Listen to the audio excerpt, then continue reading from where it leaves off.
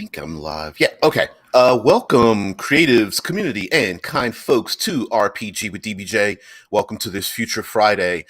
Many of you out there, quite a number of you fans of science fiction, especially transhumanism and that kind of thing. We're doing a slightly special episode. There was a special request by someone who sent me a very simple question, and I thought we would delve into that today on Future Friday. Now, for those who do not know, our show goes live 6 a.m. Eastern Standard Time, or EDT, after daylight saving time, and each day, Monday through Friday. Now, Friday is specifically uh, thematically part of a science fiction discussion for tabletop RPGs, and specifically that way, we talk about games like Eclipse Phase, Altered Carbon, maybe The Expanse, and games that deal with transhumanist or post-humanist themes more specifically. But we really delve into modern day talking. We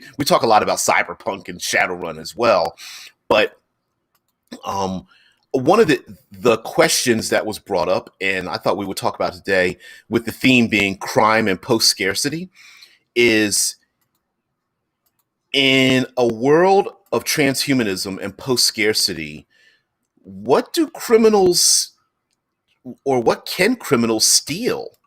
Like, what kind of crime is possible, or what would criminals be doing in a world of post-scarcity? So let's describe what post-scarcity is.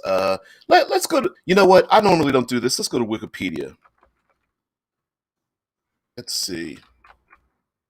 Let's see what post-scarcity means to the interwebs, because the interwebs are always correct.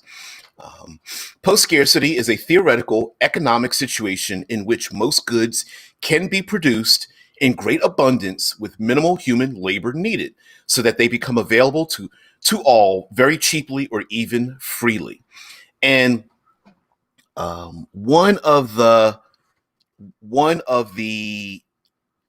aspects of post scarcity involves things. Not one of the aspects, but yeah, one of the aspects are resources. But post scarcity can also involve like human nature, science and technology, politics, culture, and it is the idea that to a certain extent things have become our wish fulfillment has become fulfilled, right? Our time, energy, resources starts to head towards the number zero in our effort to get the thing that we want.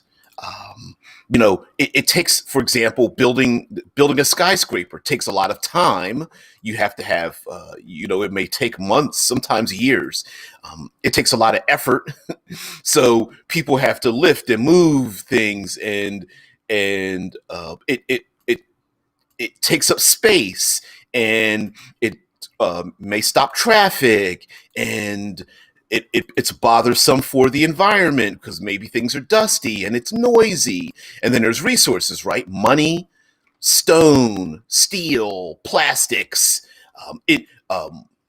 Intellectual resources are taken away. You need to hire architects and scientists and plumbers and that kind of thing, who could be doing other things. But post-scarcity means that basically some of that labor becomes automated. That's one of the easiest ways that post-scarcity comes about.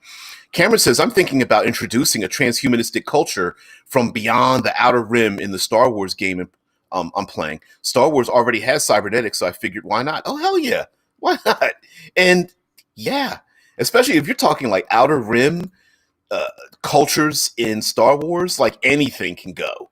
It's like, oh, no one knows where they came from, or has been in touch with them, or they're so far away that there's no or very little information in terms of like navigation and culture or something like that. Oh, hell yeah. So one of the things that brings about post-scarcity as well when it comes into the future is when we become a spacefaring race of people, a culture. We leave Earth's gravity well, and we're living in space, man-made space habitats, hollowed asteroids, dome cities. We've gone on to Mars. We move on. We've gone to the moon and Mars. We've got space elevators and all this kind of stuff. Astronauts don't need money. right? And those first people, or those first thousands of people, or maybe the first millions of people that go out, money may not be an issue as well. Hey, you come out in the space, it's more important that you're skilled and you are value added rather than something giving you a value for you being out there. And so people struggling how to get paid to pay and get paid might not be the most important thing when everybody gets to share a spacesuit and everybody gets to eat in the same mess hall and everyone breathes the same air and it's necessary for everyone to do their part. It might be far more collective, and very very small groups of people tend to default to collectivity unless they are military minded, in which case they have a particular structure. But even so, when you have certain people that are in charge, it still doesn't matter. Most people are collective. Hey, we all need to eat because we can't afford to have somebody who's starving or cold or broke or depressed or something. We all need to pitch in together all the time for the collective good. So why then crime, and how does that happen? My first inclination when it comes to material theft really begins somewhere else. Okay, so why do people commit crimes in the first place? Well, ignoring crimes of passion, usually it's for profit, resources, money, cold hard cash, ducats, right? Yeah, it's like, hey, we want cash. You rob a bank, why? To get money. You rob somebody going down a dark alley, why? Because you want to steal their stuff. But more importantly, what does money bring people? And money brings people access. It brings them prestige. It brings them resources. You use money to buy resources. Hey, I want lots of money so I can have the latest fashions, or live in a great space, or move to an area so I can get the hell out of here, or buy drugs, or fuel my gambling debt, my gambling addiction, or something. Right? Money is just an ends to a means, and sometimes just having the money itself opens up doors. People who are rich tend to gain resources simply because of the value that they hold. So someone rich walks into a high-end auto sales place, and what do? Maybe they hand them, or a jewelry store or something, or they go to buy a yacht or whatever. What do? They hand them some champagne. My broke ass can't get a can of a soda or pop, to be able to walk in someplace. And if you're rich, they're like, oh sure, we'll polish your shoes and dry clean your outfit while you wait. So sometimes being rich itself opens up doors and gives you resources as well. So maybe that's an issue. So now, what things could you sell, or steal, or connive away from other people? Well, I think the greatest theft in the future will not be material goods, although we'll talk about some material goods. I think the greatest crime in the future will be access. And sometimes that access doesn't need to be permanent. It just needs to be a particular time and place. Today, there are hackers who say hack medical files and for a hospital, and they lock up all the computers. And a hacker will say, "Hey, listen, you need to give me a favor of something, cash, send a message for a political reason, or give me access to something else, or promise to give free medical care to my loved one, or something like that. I'm going to block access to all of your medical files if you don't do this thing for me." And then what do? Most commonly, it's like, hey, send me $100,000. And the crime, the brilliance of a crime like that is they haven't stolen anything. They've just blocked access. So now the hospital can't operate. They need to get into people's medical files and what's going on. And then the hospital's going, well, the amount of money you're asking is of such an amount that we can easily give it to you, that it becomes an easy, it's like walk around money. It's it's a FU money, right? It's like, whatever, $100,000. We thought you were going to ask for $1 million. Here's $100,000. Just unlock our files. Boom. Here's your $100,000. Hacker unflocks the files by a certain time, or maybe they might even set a timer like, hey, you've got 72 hours. At the end of 72 hours, we start deleting files. How many files do you have? 168,000. We deliver one every second, or whatever the case might be, right? And so access is a big deal, I think, in the future. Now, in Eclipse phase, and I believe even in Altered Carbon, if I'm not mistaken, and I'm almost guaranteed it's in the Expanse and other role-playing games. We know today that we have to kind of rethink the future, especially when it comes to something like 3D printing or the use of drones, the use of teleoperation and telecommunications is a little bit different today than we predicted back in the 70s, 80s, 90s when it came to speculative science fiction. And 3D printing is a game changer where it's the proverbial Star Trek Earl Grey hot bring machine creates the item. Great, I have it. I could do a whole episode on this. In order to print something, you need a program. And so in the role-playing game Eclipse phase, you don't walk around with a horde of hoarded items. You walk around with blueprints, and then you take those blueprints to print out the item you need. Now, depending on where you live, especially if you live in the Outer Rim not Outer Rim Star Wars, but Outer Rim past Mars and beyond in our own solar system, they have far more of an egalitarian socialism, collectivism type of idea where a lot of blueprints are free. You need clothing, you need furniture, whatever. Usually it's restricted by like time or resources. Like, okay, you want to start printing out living room furniture and a bed and sheets and stuff. Well, you know what? That's going to take up a lot of time. You can only do that on Monday mornings or something, or everyone has, I don't know how you would measure it, 200,000 grams of feeder material, and that's going to take up a huge portion of your monthly feeder material. I don't know, like resource or something that's been allotted to you, and so maybe that might be an issue. But a lot of blueprints might be free, but there are other blueprints that might not be free at all. You need them yourself, and 3D printers might not be able to print out the thing that you want due to restrictions, and so on and so forth. And so a crime could be just preventing people from getting to the 3D printer, or corrupting or blocking the access to the blueprints themselves to allow people to do something.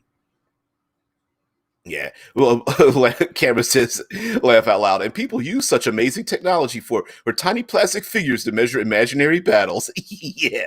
Oh, yeah, I got you, Cameron. Yeah, blueprint makers would be very valuable. Oh, hell. Yeah, so here's another thing. Despite the fact that in science fiction and in gaming, we think, oh, well, if I have a blueprint to print out basic clothing and food items, I wouldn't need anything special, but that's not the case. There's a reason why we go to Buffalo Wild Wings over Fuddruckers. There's a reason why we go to our favorite pizza place over here in Central Ohio. We've probably got a dozen or more what everyone here would consider top-rated pizza places, and they all exist side by side. So a blueprint might just not print out your typical shiny silver jumpsuit.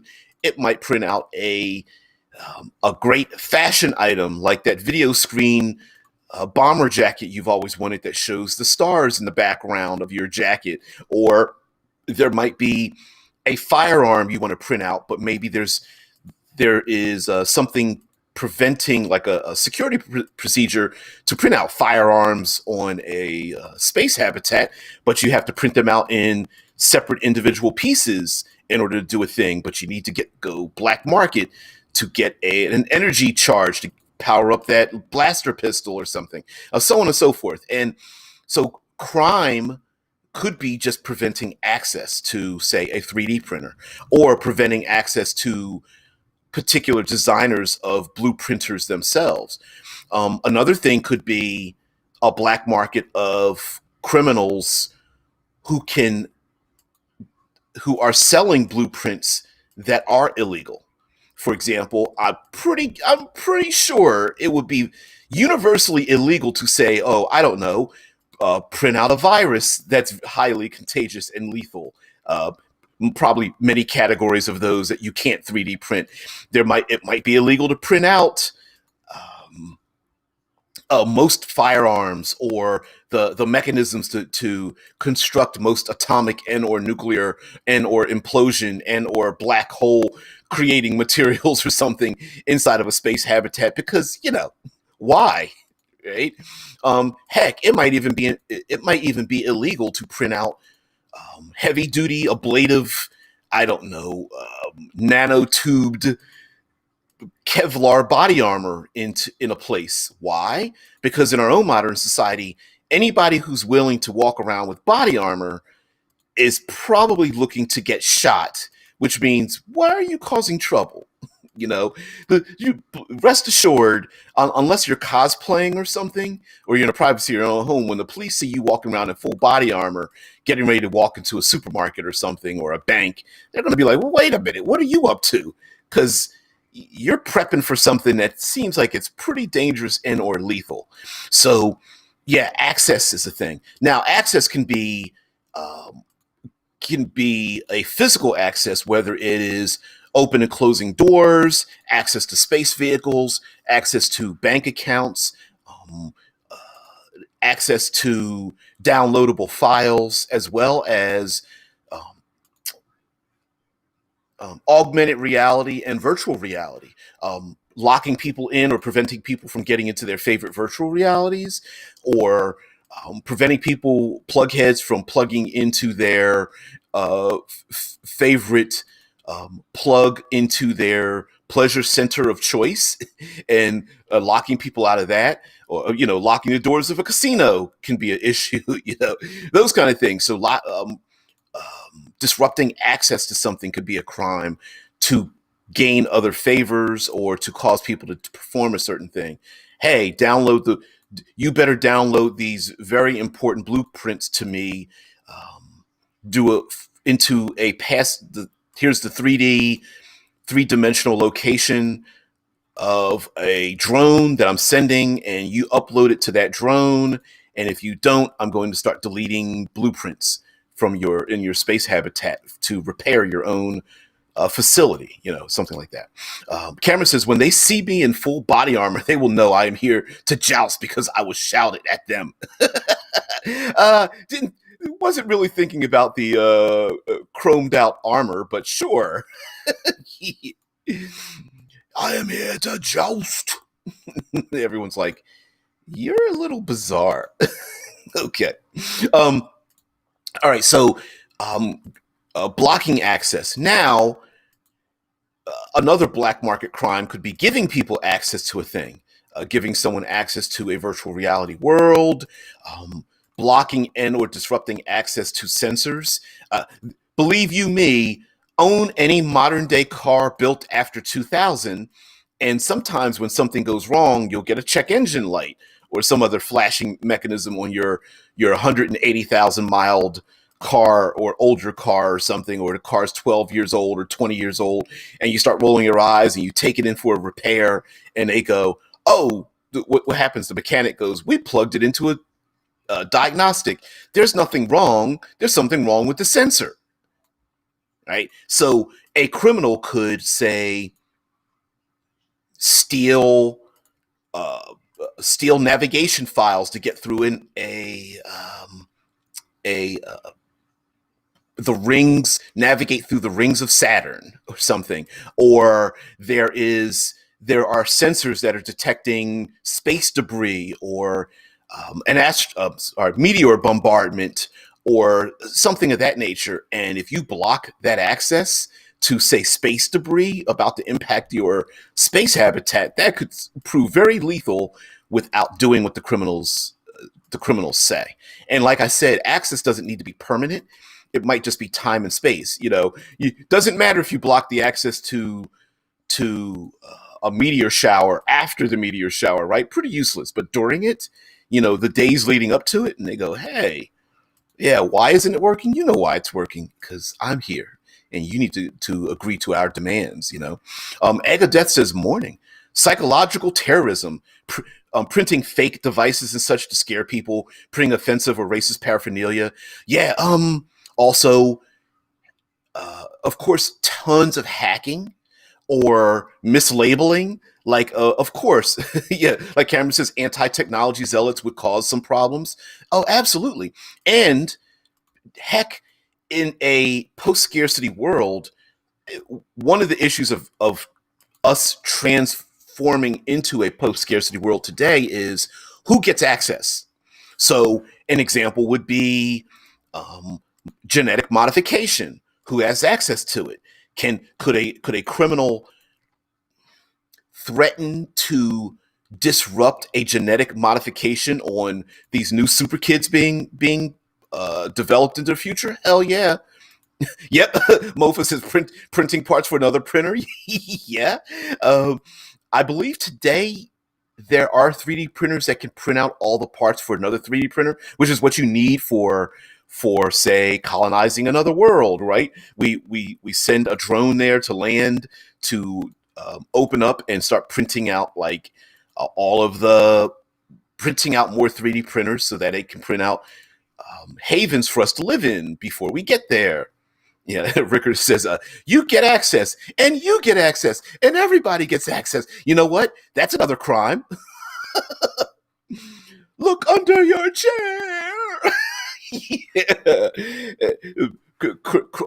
There's a huge criminal organization calling themselves the Oprahs because they all genetically look like Oprah. You get access. That's another crime, though, an equal and opposite crime, right? Actually, they could all be different versions of Oprah. Skinny Oprah, happy Oprah, you know what I mean? Upset Oprah. That would be really the Oprah effect, take it writ large. But no, giving access to people is the opposite of stealing it or preventing it, right? How many times have we seen today where somebody pirates a movie and starts handing it out for free, or at least, cheaply or whatnot? That's a possibility too. Law enforcement and corporations and governments don't want people willy-nilly printing their own firearms and other materials to fight against an oppressive government. But if you hand that out for free, that definitely is a criminal action. But going back to the 3D printer that has restrictions on what you can print and when you can print it and how much you can print, a criminal could very well disrupt that so that you could print out a firearm in a space habitat for a small fee or a favor as well. Now, Cameron says, you mean a bug's life versus ants? Oh, no, let's not get into that. You're going to get a flame war. Yeah, it was ants. Get a flame war, like which one's better? Oh, you know which one's better. You know. I don't even have to answer that one. Which I love both of them. I can't remember which one at the end of the movie pans back and it was like an anthill, a trash can, and like a water fountain, and they were all real close to each other in a city park or something. But it was a big, epic quest to have to travel from one place to another. It was pretty cool. Rickard says, you don't mess with the Oprahs. They don't just come after you. They come for everyone. Yeah. Or it could be the gift, like the boondoggle when Oprah gave everyone in the crowd a car, and then come to find out they all had to pay the taxes on the car and the registrations, which cost a lot of money because it was a gift of a high value. That's what happens here in the States. If you're given a very high value gift, you have to pay the taxes on it. And with automobiles, sometimes depending on your county, there's additional fees, which, given the fact you didn't have a free car in the first place, when it costs you thousands of dollars, could put you into a lot of debt. So a criminal organization could actually give people access or a freebie that ends up costing them later. Like, oh, I'm going to give everybody access to do whatever they want. And everyone's like, yay. And then come to find out that there was a Trojan horse program that allowed the criminals to hack all of their feeds or something. Or there was a, some kind of surveillance program or something, or what have you. But there are other things. Let's get into some material things that criminals could steal or modify, or something similar to today, like robbing a bank or stealing gold or whatnot. I think one of a far future theft of a material thing would be resource thefts. Far better to steal something from somebody that's already done all of the hard work than it would be to do it yourself. I'm talking about space mining. I'm talking about asteroids, comet mining, throwing asteroids, making them become meteors of sorts, sending out probes to land on asteroids. Those probes then turn into engines, which then push the asteroids into an orbit that you want. Comets made of mostly ice. So you can, comets are used for water, because H2O is extremely important in space because of the hydrogen and the oxygen, and both of them put together. Casper says, so prison colonies? Sure, we can have prison colonies. Depends on what you mean by a prison colony. Is it a psychological prison colony, i.e. people, the back of their heads plugged into a machine? Is it a physical prison colony, such as a prison world? Is it a completely technological prison colony? Your body's been destroyed, but your cortical stack is stuck inside of a VR world with no biological bodies nearby.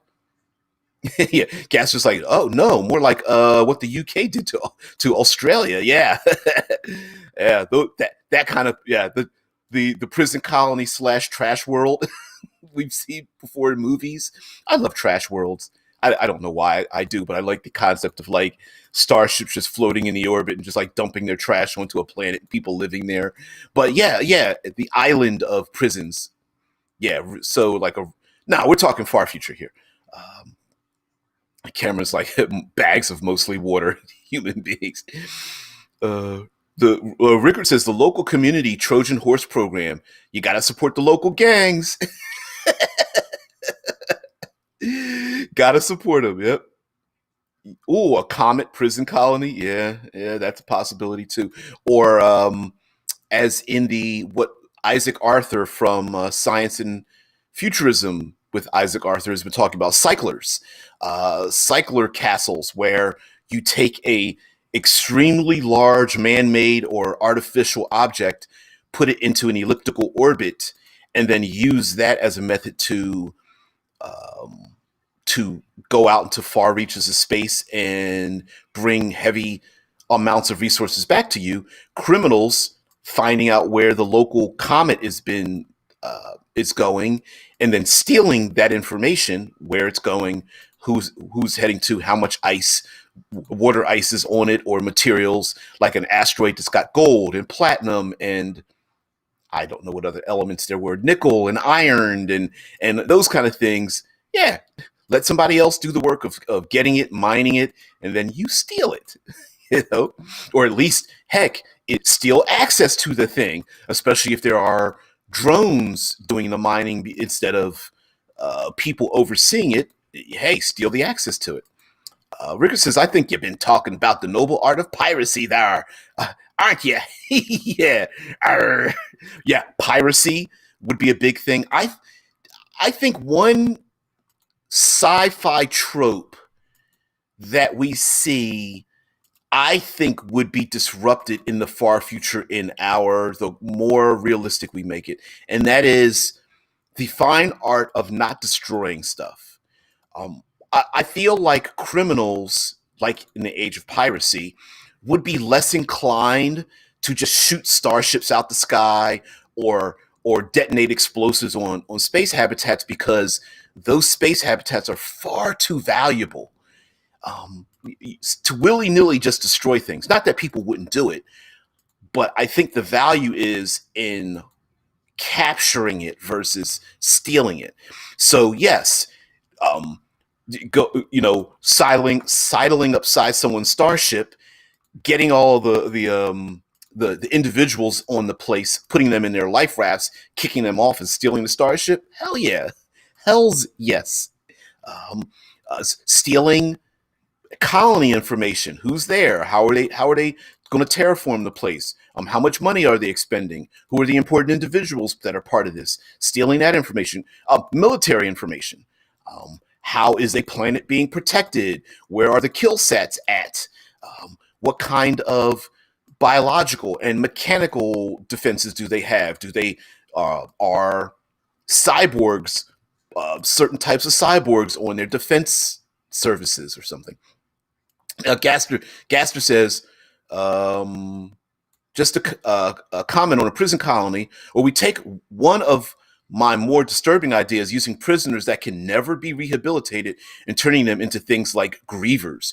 Grievers are humans that are biologically enhanced with machinery and genetic enhancements.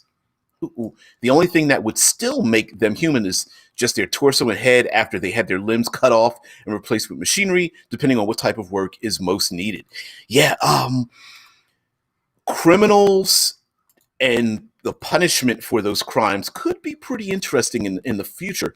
For example, I don't know, putting a shunt in the back of your head whenever you have criminal-like thoughts, harming people, theft, more of the deviant art, crimes, sexually and sadistically. Maybe a shock goes to your brain like a cattle prod, or like a small pet trying to cross the invisible fence, and all of a sudden you stop, or at least there's a mechanical reason for you to stop committing your crimes, and everybody's happy because they see the little red tag plugged in the back of your head.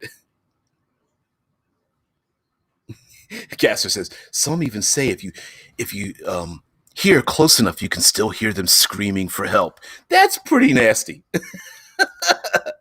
Although I think people would get used to it, despite how devious that would be. Yeah.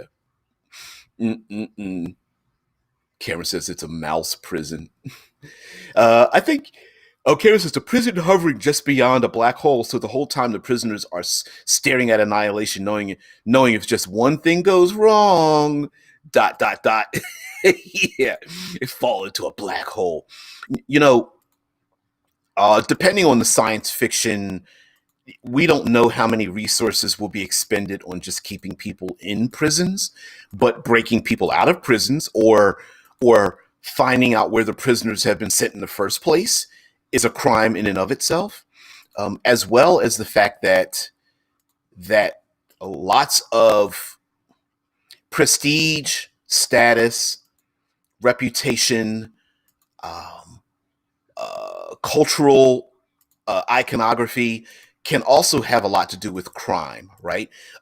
Ruining someone's reputation can be very important, and there are people who will do many things to protect their reputation.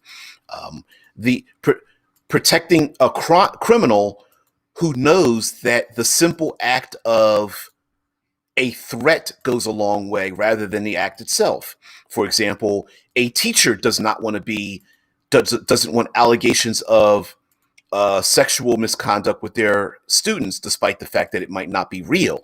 But the threat of doing such a thing, I'm going to release a video, or I'm going to release a meme, or I'm going to release a doctored photograph, or I'm just going to put this out there in the blogosphere, that can be very much of a crime itself to get very important people to do a thing.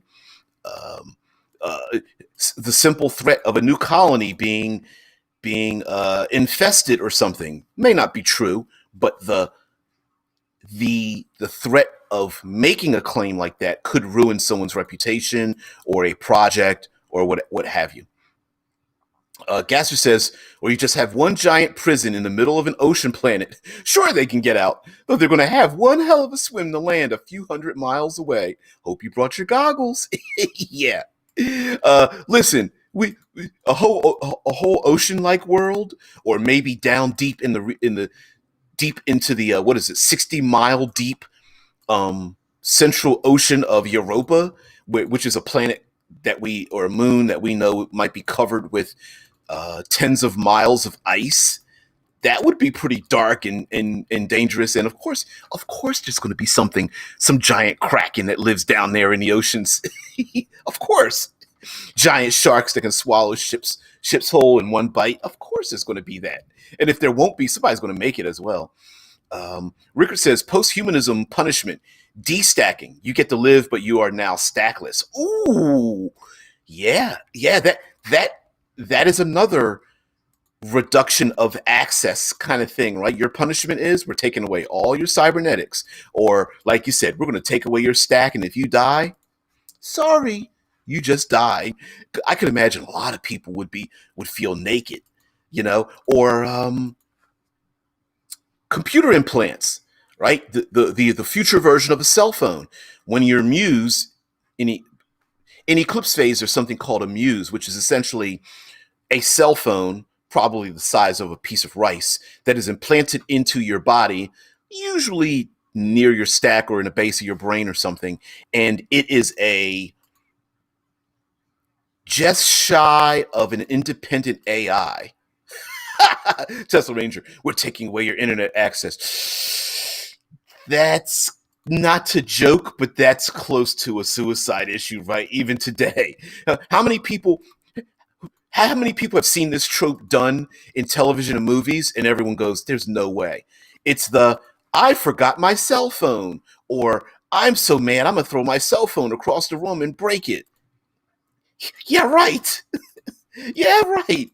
Listen, truth be told, there are some people today, probably many of them young, that would have a small newborn child in one hand, their phone in the other hand, get ready to drop both, phone into toilet, child into, I don't know, vicious, over the fence of a vicious dog. And there are some people that would reach for one far more over the other instinctually.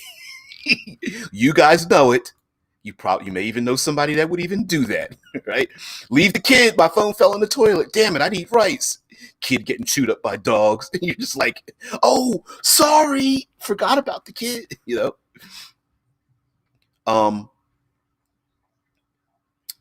Omism. This is sort of based off of the classic short dystopia horror story. I have no mouth that I must scream. Ooh. And the torture of amism is where they basically screw around with your brain chemistry through a chip and warp your sense of time and reality and sight. For them, they could be there for an hour screaming out for help where really they've only been there for a few seconds. Ooh, under and overclocking someone? Or one of the conceits in a post-scarcity world is that we are all always online. Our augmented reality, meaning that when you go to the local store, they will put like sales ads in front of you, or when you want to call someone, you just think about who you want to call, and then that person appears as like a holographic 3D image in your retina, while other people don't see it, you see it. Or you're doing something with your fingers, like typing on a keyboard, and you feel the haptic responses on your fingertips, but all people do is see you moving in space and time, but they don't see it.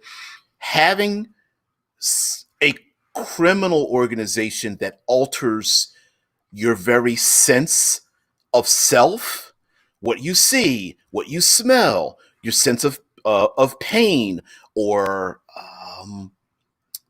altering your brain chemistry so you start having vertigo, or heck, you can't see the door to your own house. Why are there no doors and windows to my house? It's because it's still there, right? And like you said, you could overclock or underclock someone. Someone feels like they're trapped in their own brain for hours and hours or days, but it's only been minutes or very few moments. Or heck, cutting off someone's brain to their body and they pass out and everyone thinks, oh no, they're in a coma. And the person's like, no, I'm not. I'm in here. Don't start hacking away at my body. I can feel it. Gaster says, I think aminism would be the most terrifying sense of torture for me. Yeah, yeah. Cameron says, I know people who throw anything electronic that doesn't work right. They have to get new phones all the time. It's pretty dumb. Yeah, we tend to apply personality to inanimate objects already. I think it would be pretty easy for us to start considering AI to be living and breathing. But yeah, there are people who just get mad and throw things. There are people who've destroyed, consoles and wireless controllers and televisions. So I do agree that people do that. But there's a whole nother contingent of people that are like, the hell, I am going to throw my phone. F that. That is a problem, though. Although I could see criminals forcing people who normally are like, damn it, my cell phone doesn't work. Toss.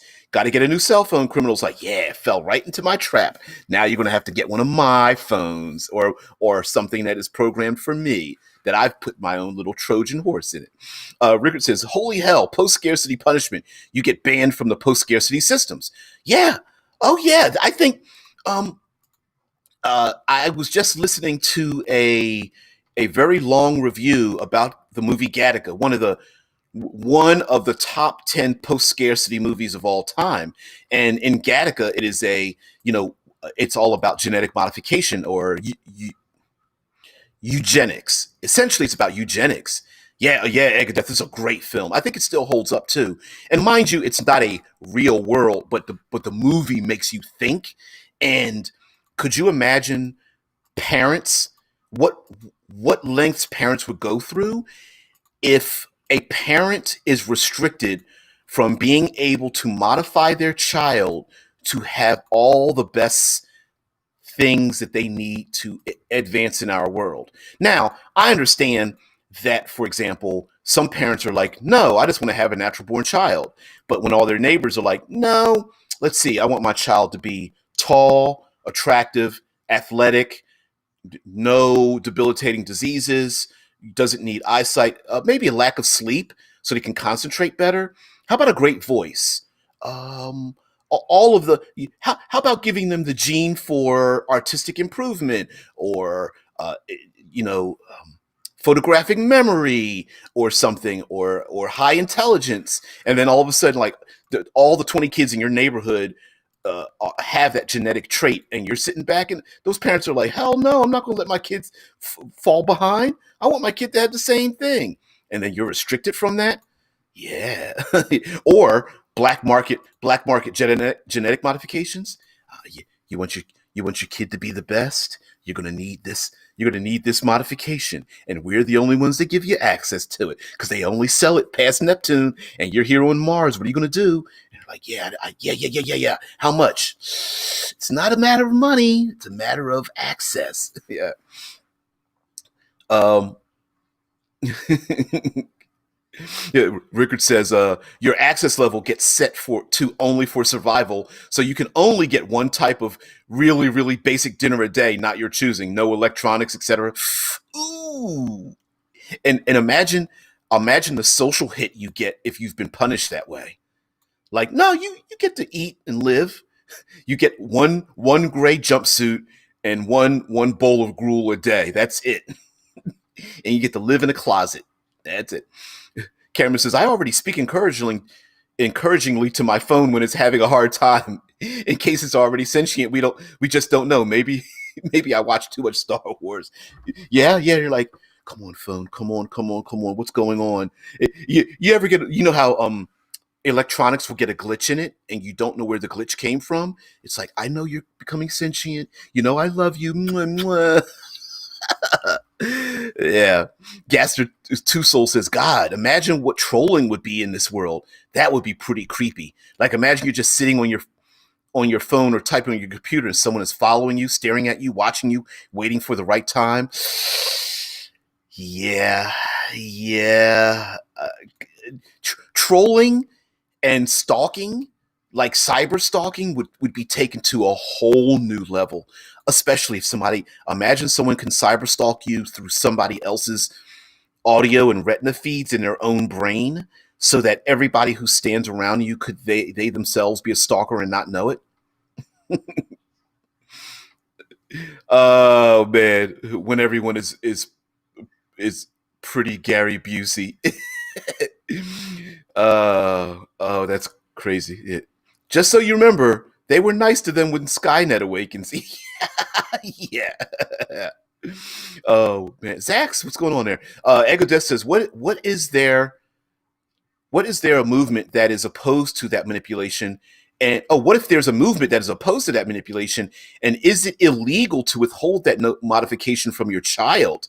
Yeah, some habitats will say it's mandatory you modify your child for perfection, and you could be a criminal by virtue of not modifying your child. Or there might be an underground organization that is against modification, i.e., in the Jovian system in Eclipse phase, they are bioconservatives and are against unregulated heavy modification. So yeah, you could be part of that. Could be a criminal organization in the underground where, stop printing out the Stepford children. Yeah, because they all happen to look like the ugly fashion models in your local catalog, right? It's like, no, we don't all want to look and act and see and appear the same. We want to be different and individual. And everyone's like, you're punishing your child for low height and bad vision and overweight, right? Yeah, you're gonna punish your child with a chance to get diabetes. There's a scene in Gattaca where the mom is holding her newborn child and she's happy, and the dad is listening to the doctor read off the percentages that their natural born child will have, and it's pretty damning. Just that scene where they're like, 68% chance of alcoholism, 27% chance of having, severe manic depression, life expectancy 32 from dying from heart disease. and the dad is just like, what the hell? It's pretty damning. Zach says Huxley's Brave New World, the book, not the streaming show, discussed this. The utopian one world government ended up deciding which babies were born as alpha super geniuses, epsilon semi-morons, or whichever step in between. Yeah, that's pretty bad. We're talking about crime in a post-scarcity world, and so to reframe that as a crime, it could be, like I said, criminals preventing you from having access to the best genetic modification, or criminals, the Pied Piper of criminals, stealing embryos that haven't been modified yet so that they can be raised by other people, stolen from the privileged rich who are modifying their kids for these ultra geniuses or something like that. Nah, you're fine. Castor's like, okay, I'm squirreling a bit. Yeah. Rickard says, on the post-scarcity thing, your friend could come out and pick you up in their cool flying car, but it won't start when you get in the car as you're on the banned list. Ooh, there's I think I still have it linked into the, sorry. There's a very funny comedic look at post-scarcity that a comedian did. I think it's like 10 years old now or older. And I think I have it linked into one of my playlists for science and futurism on my channel. But anyway, it's funny where you think that, oh, well, if I have access to all human knowledge in my brain, that would never change. What if your access to, say, copywritten materials is removed? So you don't have access to all the library of all human knowledge and information, right? Like Rickard is saying, if you're cut off from the post-scarcity world, maybe normally you could just access the brain surgery files and become an instant brain surgeon. But in this world, nope. You better learn it or else you've been banned. And now you're like, what? I actually have to study to learn a skill? I can't just plug it in the back of my head and everyone's looking at you like, whatever. Cameron's like, halt, you are under arrest for violation of the Cindy Crawford Convention. Remove the mole. No. You remove the mole now, citizen. Hands above your head. Don't move. It's my mole. Stop it. Stop. You can't see what I'm doing, but I'm pretending like I'm running and holding the mole onto my face before it gets ripped from my face by the law enforcers of the Cindy Crawford Convention. It could be. Could you imagine a world kind of talking about what Zach's is talking about, like Huxley's Brave New World? It might be illegal for you to even be part of a community that isn't perfect, right? Bad eyesight, overweight, other afflictions, mental, physical afflictions on your body. Maybe there are law enforcers that go around and kick you out of the community for having such a thing. Like, hey, listen, we warned you. We gave you a chit and we gave you a month to lose that weight. You haven't lost that weight. We're going to punish you with 2 weeks of intensive liquid only diet, and we're going to send a personal trainer out to your house. And you're just like, what? Yeah, you aren't the embodiment of what we're here to be part of. You let your hair grow longer, and we all wear the same silver jumpsuits. Your silver jumpsuit has like a gold tinge to it. We're going to need you to change that.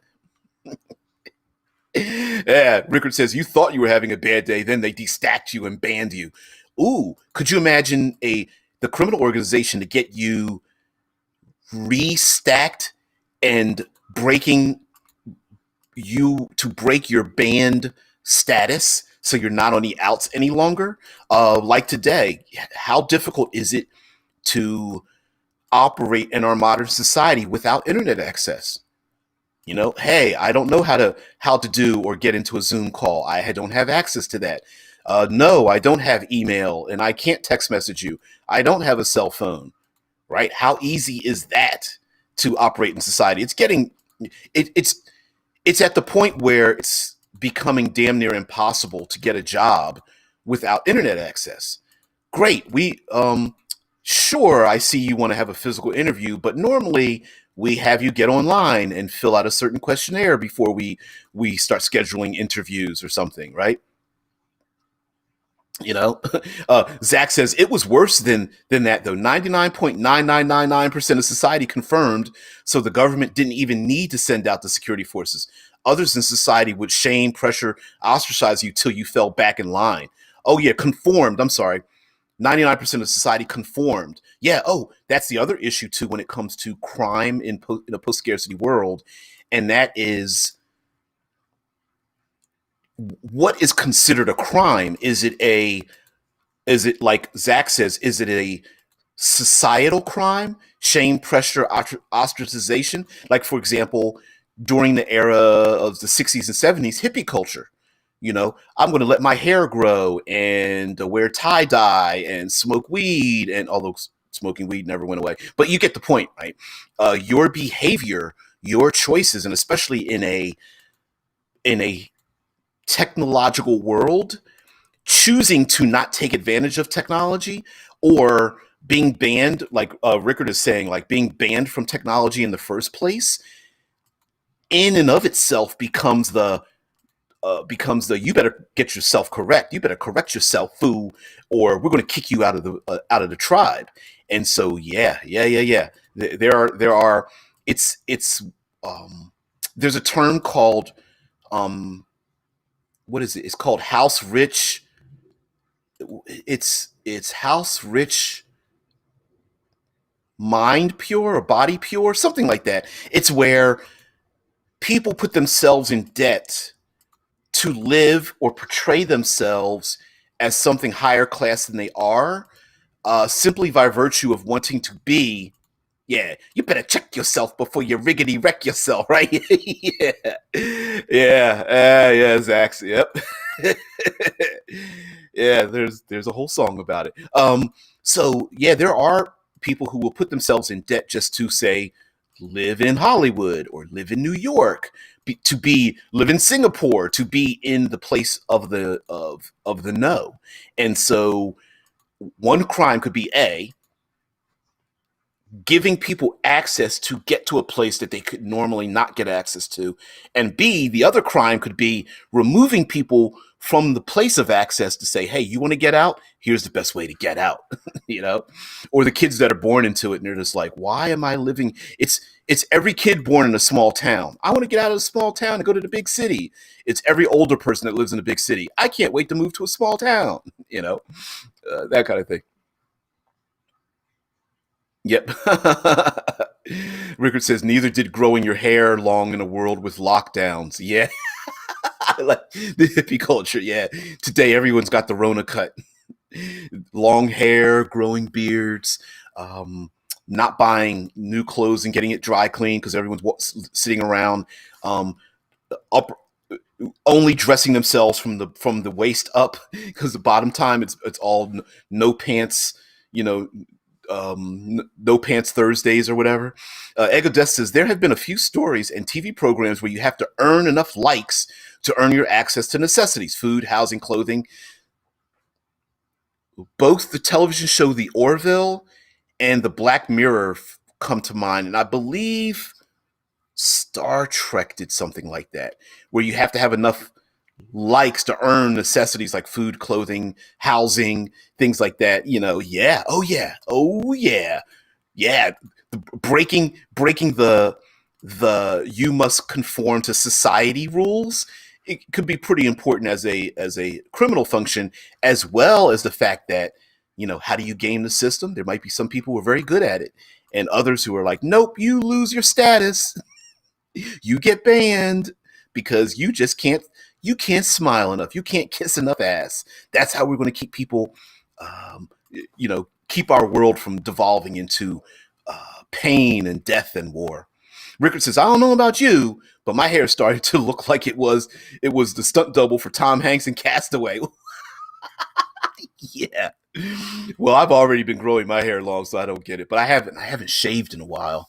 I can do the ASMR thing with the like scratching the beard and having people listen in on it and get off on the scratchiness.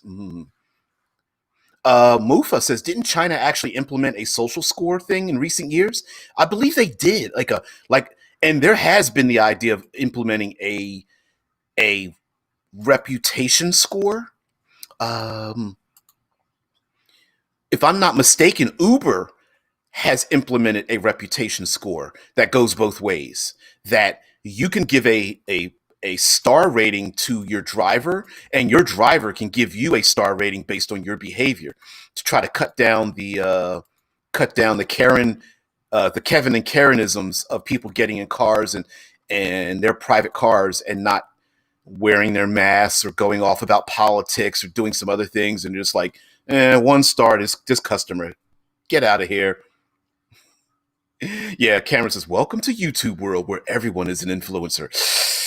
Yeah, the Cameron's like, that's so scary. I can't believe they're doing that. Yeah, believe it is a reputation score monitored by the government, and other people can modify your reputation score based on how close your social credit system is. Yeah. Who's influencing the influencers? Oh man, that's crazy. Yeah, yeah, exactly. And here's a weird thing. There's a feedback loop when it comes to influencing influencers. That's pretty terrible too, because a certain behavior starts happening with the most influential people, and then their influence becomes the norm, and then that normism becomes influential.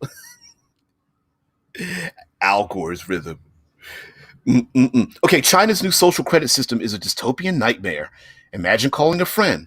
Only instead of hearing a ringtone, you hear a police siren and then a voice intoning, be careful in your dealings with this person.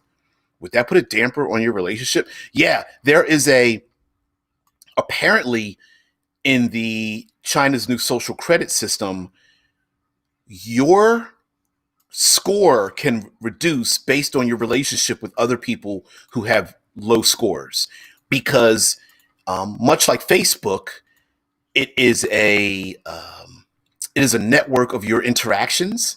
And if you are linked with people who have terrible scores, you, by virtue of the people you hang around with, means that your score goes down.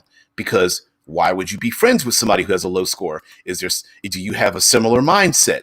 Are you being convinced, or are they using propaganda to influence you to become like them? Why are you their friend in the first place? Why haven't you corrected their behavior? It's that kind of thing. And it's like, oh, that's dystopian. I love it. I love it so much.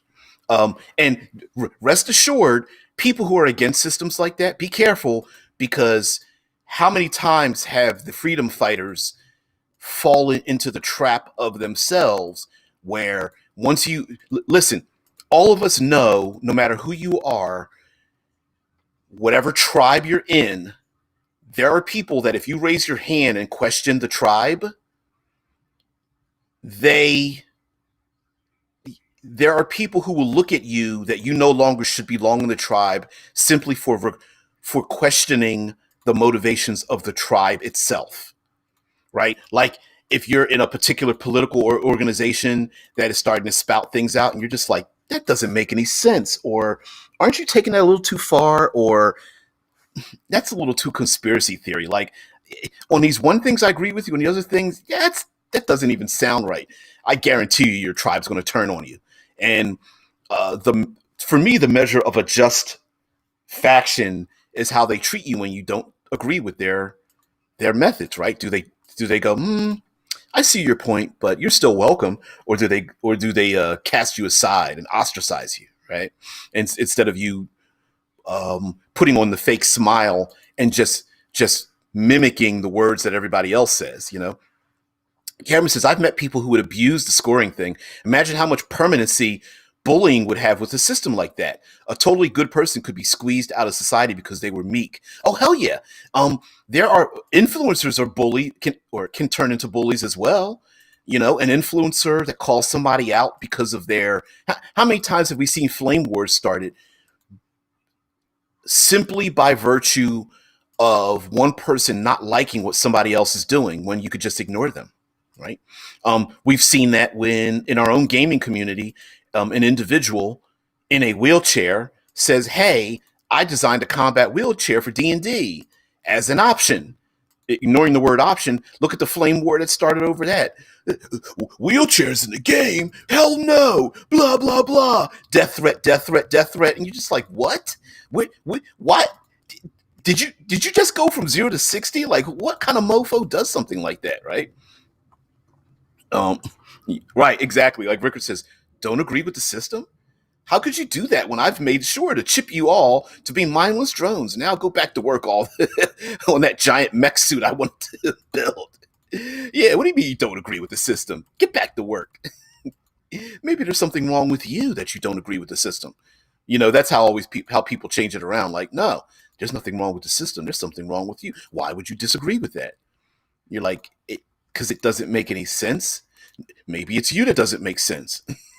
Everybody always, what was it? The House Un-American Activities Act, about where it was a politician accusing everybody of being a communist, and anybody that was like, that doesn't make sense as well. Only a communist would say that, right? It's it's the circular logic that you can't get out of. You're anti-American. That's what a lot of people hear. You're anti-American because you think that way. And you're like, no, I just have a different opinion. See, only people with different opinions would be anti-American. If you don't like it, move out the country. You're like, is the whole point to defend anyone who has a different opinion so we have free speech? F you. See, you're trying to twist my words. Only somebody anti-American would twist my words. Yeah. Fear of being reported to the authorities keeps people in line, or does it? Just makes them sneakier. Yep. There we go with the crime. Sneaking around the social credit system. So yeah, there's lots of crime as as I circle back to our initial theme, there is tons of crime that we can use in our own worlds, in a sci-fi setting that doesn't necessarily lend itself to only stealing like money or goods or something. Boy, yeah, there is something really wrong with my camera. But anyway, guys, thank you very much for joining me. Sorry about I tried to correct the disruption, but whatever.